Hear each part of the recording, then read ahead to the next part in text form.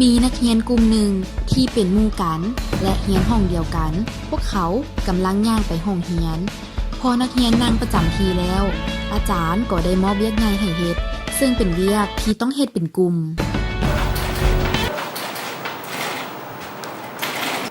สวัสดีอาจารย์จังได๋บ่น้องท่าอาจารย์โดนแล้วบ่โอ้บ่ต้องโดนบ่ได้อาจารย์ก็2-3ชั่วโมงนะเกิดอาจารย์นัดพวกน้องวันนี้ก็มาร่วมเรียนกันปลูกสตรอเบอรี่เนาะโดยใช้เทคโนโลยีในการปลูกสตรอเบอรี่นี่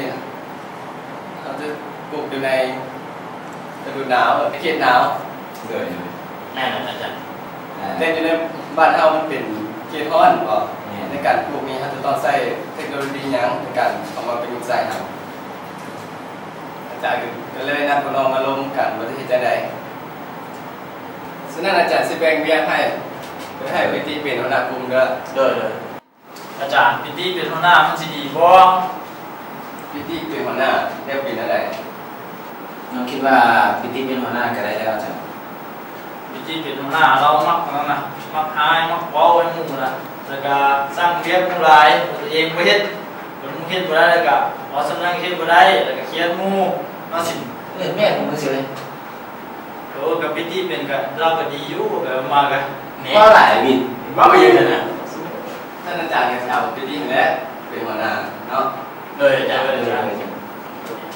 อาจารย์แล้วที่ใดที่ให้น้องส่งรายละเอียดของโครงการอาจารย์คิดว่าเอาเป็นต้นเดือนเนาะต้นเดือนให้แล้วเด้อโดยอาจารย์น้องสิพยายามผ่านไปมื้อต่อมาโอเควันนี้เฮาสิมา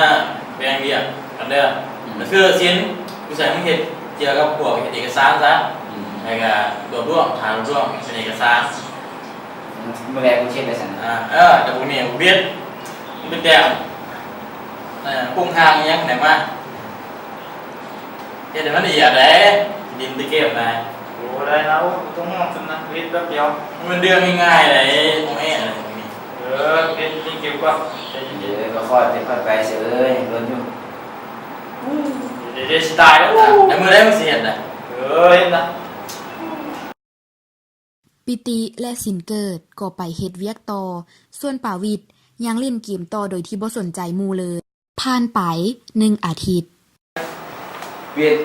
ใส่ห้องที่ให้มึงแต่แล้วอ่ะกูนั่งเล่นเกมอยู่เดี๋ยวกูสิเฮ็ดตรงนั้นว่ามันเกมก่อนแป๊บนึงมาเฮ็ดกูเบิ่งแหน่คันมึงบ่เฮ็ดกูบ่เฮ็ดบ่ต่อไปนี่น่ะ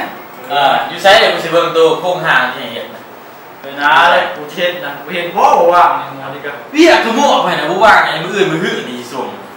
จังน้อยก็แล้วจ้างนั่นสิเอาเลยนะก็แล้วนะก็ได้ใส่กูบวงเลยเด้อมีหากูบ่เตือนเด้อกูเฮ็ดก็ได้มั้ยเกมก็ตาย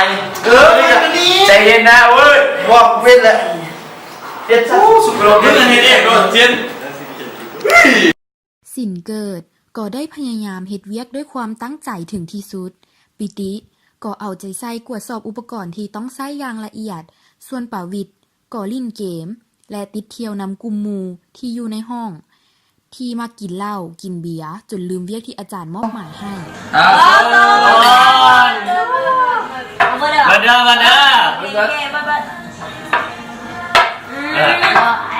เดี๋ยวโมหาบิดมนุษย์มันสิมาหมูหาคู่วะนี่ว่ากูลืมมันได้ยังไงเนี่ยมันข้าวเยอะดี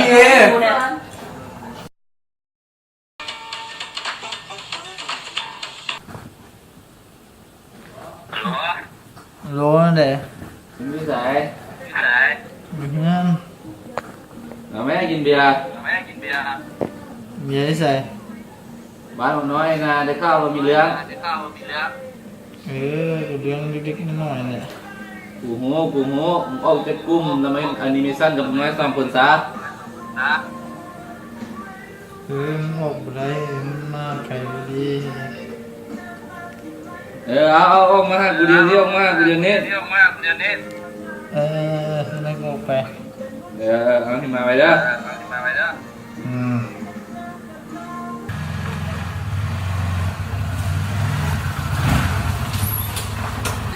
เอาเว้ย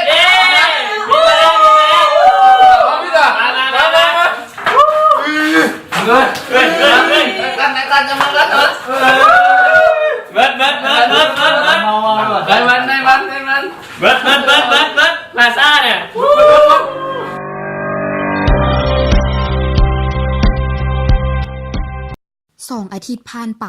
อาจารย์ก็ได้ขึ้นมาสอบถามเกี่ยวกับเวียกที่ได้มอบหมายให้นักเรียนกลุ่มศิลป์เกิดว่าเด็กอาจารย์มันก็มีอันนี้ภาคส่วนนั้นเอาโปรแกรมโลกควบคุมก็มีอันที่2ตัวอาจารย์นั้นตัวหนึ่งก็เป็น Arduino Vega ตัวหนึ่งก็ Arduino MC อาจารย์นั้นเอาไปใช้อันเน็ตไฮในการเป็น Cloud Service เอาไปใช้โทรศัพท์นั้นคนดูมันนั้นเพราะตัวเราดูมันนั้นดีแล้ ก็ ว มีประมาณนี้แหละอาจารย์ ก็มีแต่เรื่องตัวดีไซน์นะอาจารย์ตัวแบบพวกเนี่ยแบบย้อนคนเล่นเกมกินเบียร์อาจารย์ติดสาวบวชแล้วมีแต่น้องกับพี่พี่นี่ก็เลยว่าก็จะได้ชั้นนี้อาจารย์ไม่หรอกอย่างนี้ครับบีมแต่โทรศัพท์โบโซนอีกเป็นแบบนี้ ก็ปรึกษากันบ่ได้อาจารย์เดินไปเวียนตัวของมึง ทางปิติและศิลป์เกิดก็ได้เอาข้อมูลที่พวกเขาทั้งสองเฮ็ดมาให้อาจารย์เบิงแต่มันก็มีข้อผิดพลาดและบ่ครบถ้วนหลายอย่างพวกเขาทั้งสองจึงถูกอาจารย์เว้าให้นี่ว่าปกติอาจารย์บอกให้ไปเฮ็ดหั่นเป็นแบบนี้มันบ่ผ่านมันคำสามัคคีมีบ่มันแต่ละคนก็บ่ธรรมดาโดยเฉพาะปาบิดหั่นเบิ่งหมู่แน่เฮ็ดเวียกนำหมู่แน่หั่นปรึกษากันแล้วอาจารย์เลยประวิตรมันพวกงงมือนะงงมือไปจากไล่น้องออกจากกลุ่มตัวหน้าอาจารย์เลยจะเย็นเอาไปเฮ็ดคืนใหม่เลยโดยเฉพาะส่วนนี้หั่นมันบ่ถูกต้องไปปรับปรุงคืนใหม่เลยถ้าส่วนนี้ว่าอาจารย์โดยเวลาปรับปรุงให้มันดีที่สุดหั่นเลยน้องก็สิไปพยายามหาข้อมูลแล้วก็สิปรับปรุงให้มันดีกว่านี้จ้ะมันดีก็จะมีสำนี้แหละเลยเข้าใจจ้ะไปเอาไปหาข้อมูลที่เราบอกจะไปแก้ขึ้นตัวนั้นเนี่ยเราเห็นไปไหมเฮ็ดแก้ได้มันเห็นแล้วเนี่ยชุบเย้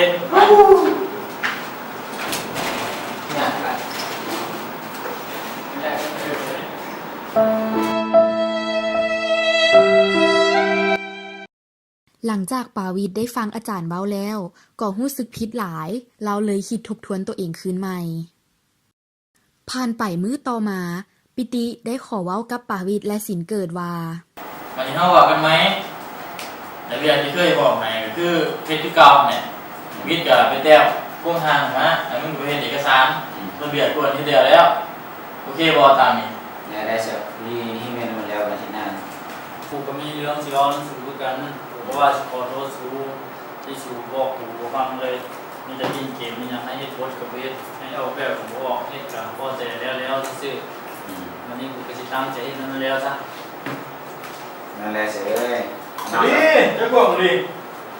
กูเว้ากันมั้ยการเฮาเฮ็ดเรื่องมีความสามัคคีกันนะมันก็ได้เพราะว่าบนเฮามันก็มีโครงการที่ใหญ่นะความสามัคคีกันนะกูแบกมาใส่แล้วก็สิไปโจทย์อีกดีแล้วบอกเลยเป็นเมื่อไหร่เนี่ยแต่ยูจะเนี่ยง่ายไม่เรียบไม่บ้างเนี่ยได้สัก3 อาทิตย์ผ่านไปอาจารย์ก็ได้ถามถึงเวียกของกลุ่มศิลป์เกิดอีกว่าไปฮอดใส่แล้วเรียบอันนั้นน่ะอาจารย์นำทางตัวคนอาจารย์นำมาแล้วเราถ่ายอยู่ห้องนะไปพอดีก็ไปหาเลยไป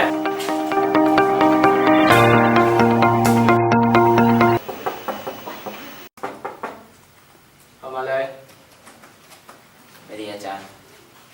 ไปดีอาจารย์สบายดีจ้านั่งที่เข้าอาจารย์ถ้าคนออกมาหาอย่างเงี้ยเป็นไรของน้องเอาวัดไหนอาจารย์ผมบวชมือไปเดียวว่าอาจารย์นั่งไม่นี่ได้อาจารย์ที่ไหนใส่ฉันเกิดอยากอาจารย์เหตุแล้วหรือเปล่าเลยแล้วอาจารย์วิทย์ให้อาจารย์มาวิทย์เรียนอาจารย์นี่นั่นนี่เลยละเอียดอาจารย์พวกน้องได้แก้ภาคส่วนที่อาจารย์บอกให้แก้นั่นแล้วก็น้องได้เพิ่มทฤษฎีเกี่ยวกับอุปกรณ์ต่างๆเข้ามามีแต่ให้อาจารย์พิจารณาขึ้นมาว่ามันต้องแก้ไขในตัวใดอีก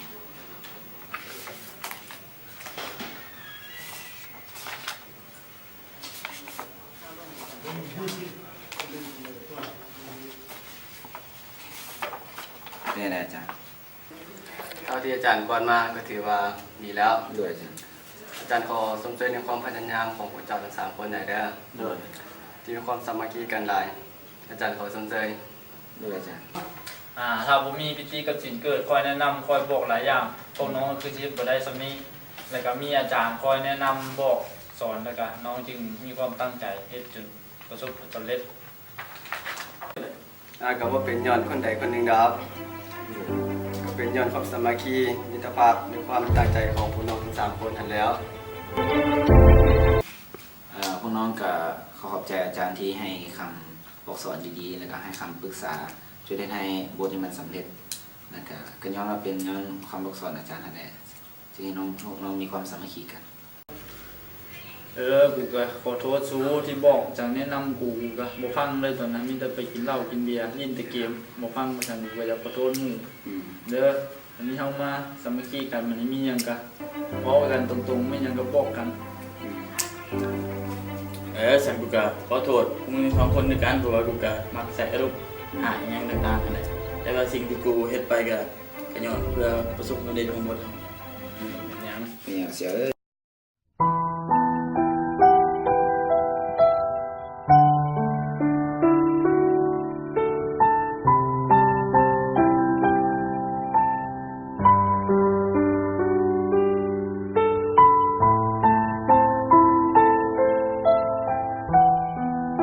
ความสามัคคีกันและมิตรภาพที่ดีต่อกัน จึงนำมาโดยความประสบผลสำเร็จ